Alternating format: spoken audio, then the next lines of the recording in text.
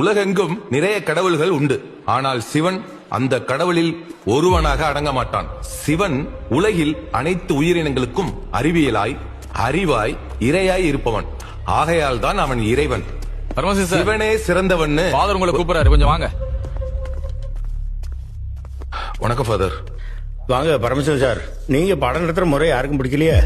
என்ன ஃபாதர் சொல்றீங்க? இது ஸ்கூலு. ஒன்னு காட்டுக்கத்தான் கத்தி அடுத்த கிளாஸ்ல உள்ளவங்களுக்கு கேட்கற மாதிரியா பாடம் நடத்தணும்? நான் ஒரு தமிழ் வாத்தியார்.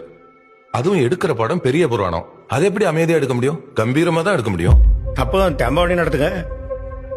தெம்பாவளி தனியா, பெரிய புராணத்துக்கு தனியா மார்க் போடுதாவ, தமிழுக்குன்னு மொத்தமா தானே போடுதாவ. இப்ப புரியுது சார். என்னது? நான் பாடம் எடுக்கிறது உங்களுக்கு பிரச்சனை இல்ல, நான் எடுக்கிற பெரிய புராணம் தான் உங்களுக்கு பிரச்சனை. பரமசிவன் சார், இது கிறிஸ்தவ பள்ளிக்கூடம். நமக்கு சம்பளம் கொடுக்கறது கிறிஸ்தவிய. சார், எனக்கு கவர்மெண்ட் தான் சம்பளம் கொடுக்குது. எனக்கு மட்டும் இல்ல, உங்களுக்கு இங்க இருக்க எல்லாருக்கும் கவர்மெண்ட் தான் சம்பளம் கொடுக்குது. நீங்க இந்த அளவுக்கு பேசுறதுனாக்க நீங்க படிச்சிருக்கிற கல்வி தான் காரணம். அந்த கல்வியை நமக்கு கத்து கொடுத்தவங்க வெள்ளக்காரவே. அந்த வெள்ளக்காரவே இங்க வரலனாக்கா நீங்க பிச்சை தான் எடுத்துக்கிட்டு இருக்கணும். அந்த வெள்ளக்காரனே இங்க பிச்சை எடுக்க தான் வந்தான்.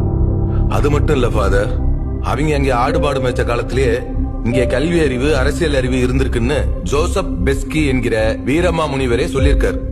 அது மட்டும் இல்ல, அவர் செத்ததுக்கு அப்புறம் தன்னோட கல்லறையில இங்கே ஒரு தமிழ் மாணாக்கன் உறங்குகிறான் அப்படின்னு எழுதி வைங்கன்னு சொல்லியிருக்காரு. அப்படின்னா அந்த வீரமா முனிவருக்கு தமிழ் கத்து கொடுக்க ஒரு ஆசிரியர் இருந்திருப்பார்ல. என்னையெல்லாம் மாத்த முயற்சி பண்ணாதீங்க. வரேன் ஃபாதர்.